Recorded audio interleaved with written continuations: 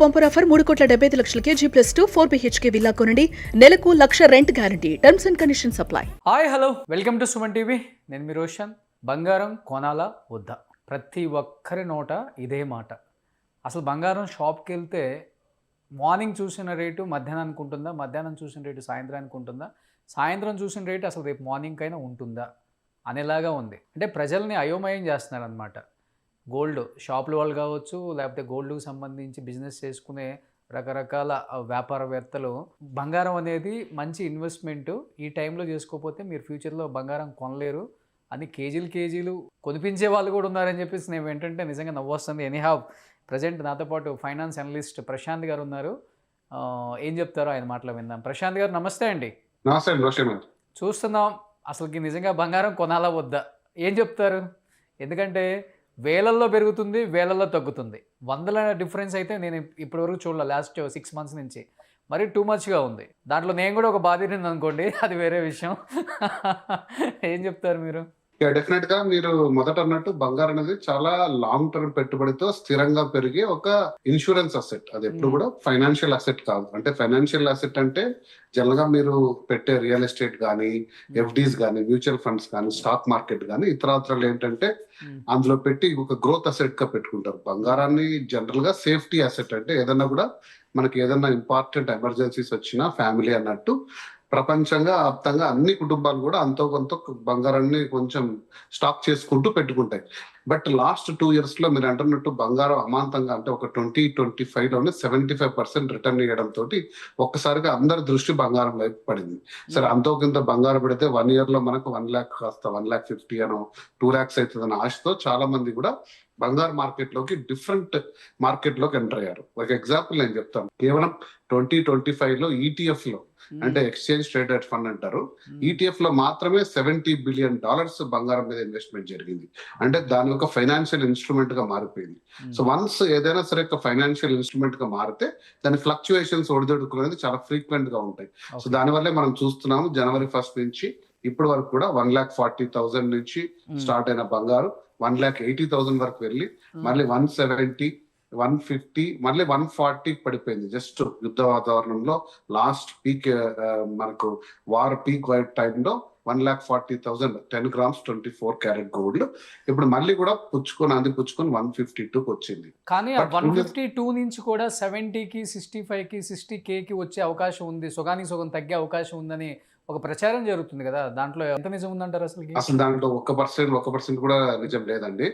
ఎందుకంటే 1.4 lakhs వచ్చినప్పుడు బంగారానికి పెద్ద లిట్మస్ టెస్ట్ జరిగింది, ఒక పెద్ద పరీక్ష. అంటే ప్రపంచ వ్యాప్తంగా కూడా ఏ అనలిస్ట్ అయితేనే, ఏ ఫైనాన్షియల్ ఏజెన్సీ అయితేనే ఇక్కడ బంగారం విత్ హోల్డ్ చేసుకుంటుందా, ఇక్కడ నుంచి పడిపోతుందా, అంటే ఒక పానిక్ సెల్లింగ్ జరుగుతుందా, ప్రపంచంలో దాని మీద ఇన్వెస్ట్ చేసిన వాళ్ళందరూ నమ్మకాన్ని కోల్పోయి ఒకసారిగా డంప్ చేస్తారా అని ఒక ఇంట్రెస్టింగ్ పీరియడ్ వచ్చింది. అంటే లాస్ట్ 2 lakhs చూసిండేదే ఒక ఆల్ టైమ్ లోయెస్ట్ అన్నమాట బంగారుకి. అంటే 1983 తర్వాత ఒక 2 weeks స్పాన్ లో 10% ఒకటేసారి కోల్పోవడం అనేది ఎప్పుడు జరగలేదు బంగారుకి. సో ఆ టెస్ట్ లో కూడా 140 నుంచి మళ్ళీ పుంజుకొని మళ్ళీ బయర్స్ దాన్ని సొంతం చేసుకుని 152 వరకు వచ్చింది. కాబట్టి సో ఈ బిలో 1 lakh అనేది నాకు తెలిసి అసాధ్యం, ఎప్పటికీ జరిగేది కాదు. ఏదన్నా ఉంటే ఒక 5 to 10% మీరు అంటున్నట్టు ఒడిదొడుకులు జరుగుతూ ఉండొచ్చు, కానీ లాంగ్ టర్మ్ బంగారం అనేది మళ్ళీ డెఫినెట్ గా దాని స్థాయి, అంటే అది 2,50,000 అనేది ఇయర్ ఎండ్ కి ప్రెడిక్షన్ ఉండేది ఇంతకు ముందు. సో బహుశా ఇంకొక 8 months కానీ 10 months పట్టినా కూడా బంగారం అనేది స్టిల్ గ్రోత్ మార్జిన్ లోనే వెళ్తుంది. కానీ పడిపోయి మళ్ళీ 60-70 వస్తుందని మాత్రం డెఫినెట్ గా ఎటువంటి సైంటిఫిక్ గానీ అనలిటికల్ డేటా దానికి బ్యాకింగ్ లేదు.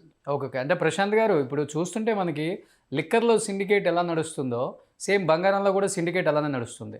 చూస్తుంటే నెంబర్ ఆఫ్ షోరూమ్స్ పెరిగిపోతున్నాయి. బంగారు డైమండ్ బిజినెస్లోకి వచ్చే వాళ్ళు కూడా ఎక్కువైపోయారు. ఇప్పుడు పెద్ద పెద్ద వాళ్ళు కూడా ఈ బిజినెస్లోకి వచ్చేస్తున్నారు. ఈ మధ్యకాలంలో మనకి మీరు చెప్పినట్లుగా లాస్ట్ January పెరిగిన దగ్గర నుంచి ఇప్పటి వరకు చూసుకుంటే మన హైదరాబాద్ సిటీలోనే కొన్ని వందల షోరూమ్స్ ఓపెన్ అవుతున్నాయి. ఇది దేనికి సంకేతం అంటారు? ఎలా చూడొచ్చు అసలు దాన్ని? డెఫినెట్ గా ఇండియా, ఇన్ పర్టికులర్ హైదరాబాద్ ఎప్పుడు కూడా కన్స్యూమర్ మార్కెట్. ఇండియా అనేది కన్స్యూమర్ మార్కెట్. అంటే సో మనము ప్రొడక్షన్ కంటే కూడా ఎక్కువ కన్స్యూమ్ చేస్తుంటాం, ఎస్పెషల్లీ బంగారం. ఎందుకంటే బంగారం మనం ఆల్వేస్ దిగుమతి చేసుకుంటాము, అది కూడా డాలర్స్ వెచ్చించి. సో ఇది ఎందుకు సంకేతం అంటే రెండిటికి, ఒకటి పర్చేసింగ్ పవర్, ప్రజల దగ్గర కొనే శక్తి పెరుగుతుంది, అంటే ఇన్కమ్ స్థాయి పెరుగుతుంది. ఎలా పెరుగుతుంది సార్? మరి అంత రేట్కి వెళ్ళిపోతే పర్చేస్ అసలు కొనే నాదుడు ఉంటాడు అసలుకి? ఎవడన్నా కొనగలరా? 2-3 లక్షలు జాబ్ శాలరీ వచ్చే ఒక సాఫ్ట్వేర్ ఇంజనీర్ అయినా కొనగలడా అసలుకి? డెఫినెట్ గా అంటే మార్పు ఎందులో వచ్చిందంటే ఇన్కమ్ స్థాయిలో గణనీయంగా మార్పు రాలేదు. మీరు చూడాల్సింది ఏంటంటే ఇప్పుడు మన ఒక 100 రూపాయల పెట్టుబడిలో ఎక్కువ శాతం రియల్ ఎస్టేట్ మీద పెట్టేవారు లాస్ట్ 4 years లో. ఇక్కడ భూమి కొనుక్కోవడము, ప్లాట్లు కొనుక్కోవడము, ఫార్మ్ ల్యాండ్స్ కొనుక్కోవడము, అగ్రికల్చర్ ల్యాండ్ కొనుక్కోవడము, కొద్ది స్థాయి స్టాక్ మార్కెట్ లో పెట్టేవాళ్ళు, మ్యూచువల్ ఫండ్స్ లో. మీరు చూస్తే లాస్ట్ 2 years నుంచి అందులో దాదాపుగా అంటే ట్రేడింగ్ ఆగిపోయింది. అంటే రియల్ ఎస్టేట్ మార్కెట్ చూసినా కూడా మీరు, లేదా స్టాక్ మార్కెట్ కూడా చాలా పడిపోతూ వస్తుంది. అందులో ఇన్వెస్ట్మెంట్ తగ్గుతూ స్థిరమైన పెట్టుబడి ఏంటంటే గోల్డ్ వైపు ఉంటే మనకి ఎప్పటికైనా ప్రొటెక్షన్ ఉంటుందని. సో నేను ఒక 100 రూపాయల్లో 10 రూపీస్ ఇన్వెస్ట్ చేసే గోల్డ్ ని 20 రూపీస్ చేశాను, 25 రూపీస్ చేశాను.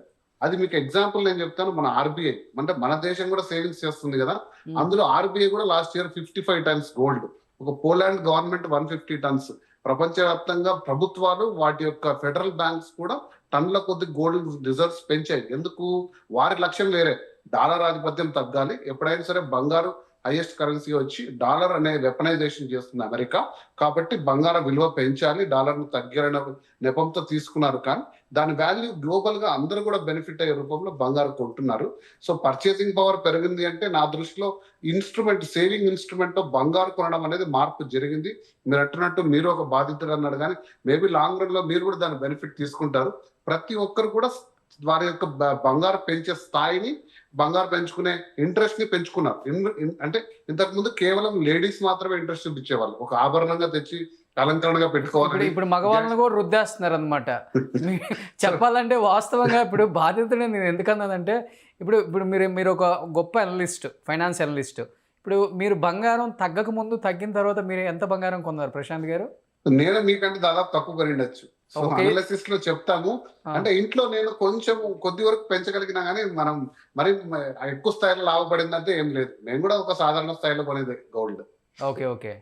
ఎందుకంటేనండి ఇప్పుడు బంగారం అనేది అంటే మనం చూస్తే లాస్ట్ 1.5 year నుంచి కూడా ఎటువంటి దేని మీద కూడా ఎంత రేట్లు పెరిగిన దాఖలాలు మనకు కనిపించలేదండి.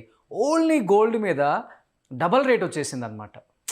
గోల్డ్, సిల్వర్ 5,600, 5,700 ఉండేది గ్రాము. అలాంటిది 7,000, 8,000, 8,000 నుంచి 12,000, 15,000, 16,000 టచ్ అయింది అనమాట. 17,000 వరకు వచ్చింది. అంటే సిల్వర్ కూడా చాలా అదే మొత్తంలో రిటర్న్ ఇచ్చింది. అంటే ఒక 50,000 తీసుకెళ్తే ఒక మంచి చైన్ తెచ్చుకోవచ్చు, అలా ఉండేది.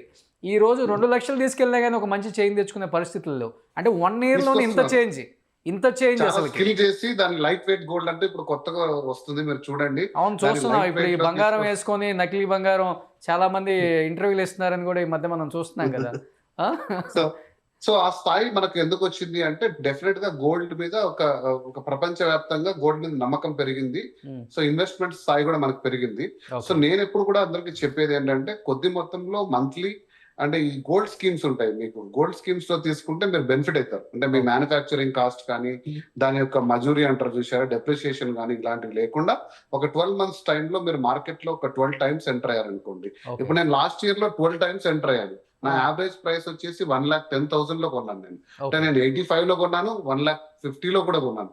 బట్ నాకు 1,10,000 లో నాకు తీసుకున్న బంగారు ఈరోజు 1,50,000 అలా ఉందనుకోండి, నేను ఖచ్చితంగా బెనిఫిట్ అవుతాను. అలాగే మీరు ఎప్పుడైనా సరే ఎస్ఐపి విధానంలో గోల్డ్ స్కీమ్స్ లో తీసుకుంటే ఇయర్ ఎండ్కి మీ దగ్గర అదే మీ స్థాయిని బట్టి ఒక 10 grams to 100 grams మీరు ఒక ఆభరణం చేయించుకునేంత స్థాయి బంగారు ఉందనుకోండి, మీరు వెళ్ళి హ్యాపీగా without making charges, without VAT or depreciation మీరు ఒక ఆభరణం తీసుకోవచ్చు. అది ఎప్పుడు కూడా వైజ్ అంటే ఆల్వేస్ బంగారు కొనేది నంబర్ 1 విధానం.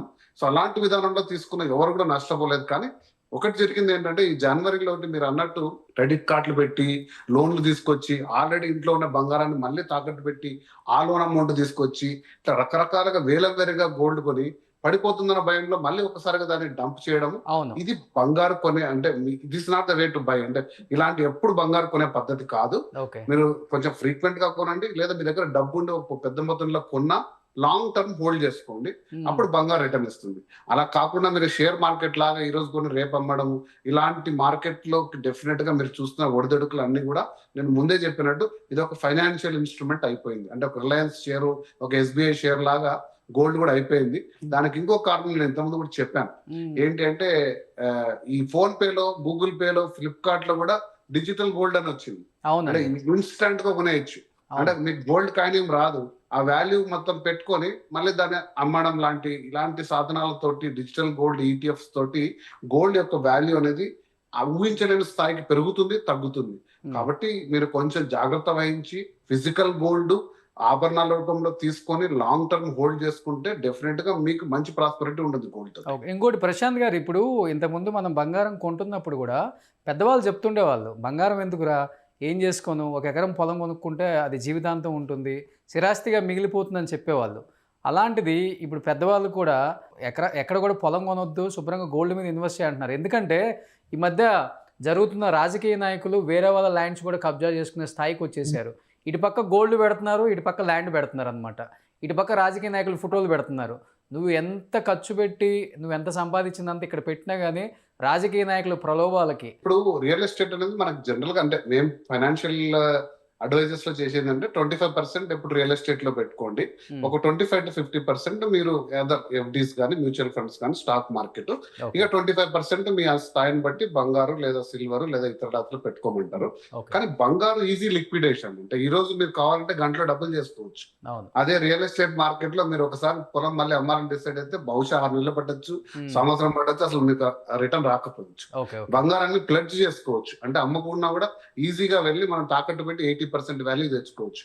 అగ్రికల్చర్ ల్యాండ్స్ కి అంత మీకు ప్లెడ్జ్ చేసుకొని గవర్నమెంట్ ఏ బ్యాంక్స్ ఇవ్వదు, unless you own A house, దాంట్లో ఇల్లు కట్టుకున్నా.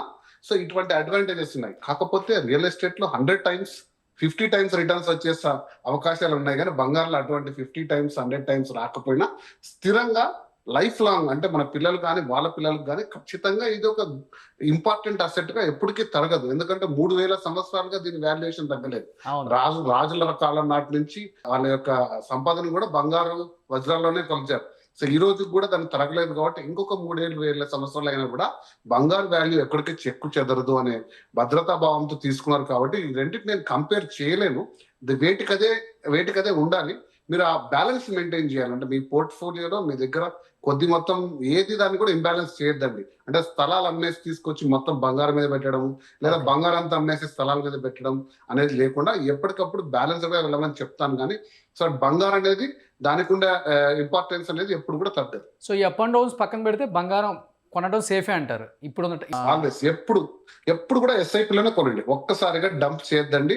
ఇప్పుడు 150 తక్కువ అని ఎవరో చెప్పారనుకోండి, మీకు ఫ్యూచర్ లో ఇది 250 అవుతుంది అనుకోని తీసుకెళ్లి ఒక 10 లక్షలు పెట్టాలనుకున్నారండి, 2 లక్షలు పెట్టండి. 2 లక్షలు పెట్టి ఆగండి, వెయిట్ చేయండి, ఒక 1 month వెయిట్ చేయండి. 160 అయినా కూడా కొనండి, 140 అయినా కూడా కొనండి. కానీ స్థిరంగా చేసుకోండి పెట్టుబడి. ఒక్కసారిగా పెట్టి మీరు ఆ మార్కెట్ లేదా ఒక్కసారిగా అమ్మడం ఇలాంటివి అయితే బంగారం మీ సాధనం కాదు. మేబీ స్టాక్ మార్కెట్ ఇంకోటో మీరు ఎంచుకోవచ్చు, కానీ బంగారానికి ఇది పెట్టుబడి విధానం అయితే కాదు. ఓకే, థ్యాంక్ యూ ప్రశాంత్ గారు, thank you so much. Thank you.